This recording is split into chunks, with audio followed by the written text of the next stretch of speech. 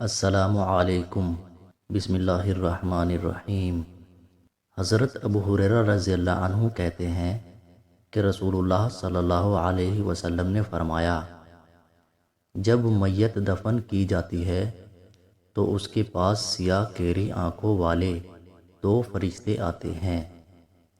ان میں سے ایک کا نام منکر اور دوسرے کا نام نکیر ہے۔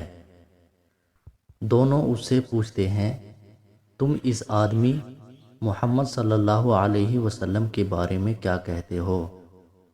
وہ وہی کہے گا جو دنیا میں کہا کرتا تھا، یعنی محمد الرسول اللہ صلی اللہ علیہ وسلم اللہ کے بندے اور اس کے رسول ہیں۔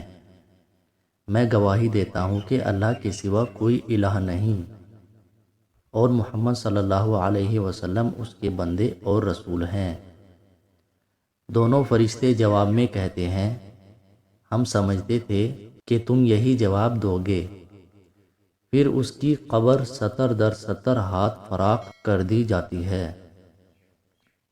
اور اسے روشن کر دیا جاتا ہے۔ پھر بندے سے کہا جاتا ہے، سو جاؤ۔ وہ کہتا ہے، میں اپنے اہل و عیال میں واپس جا کر انہیں اپنی مغفرت کی خبر دینا چاہتا ہوں۔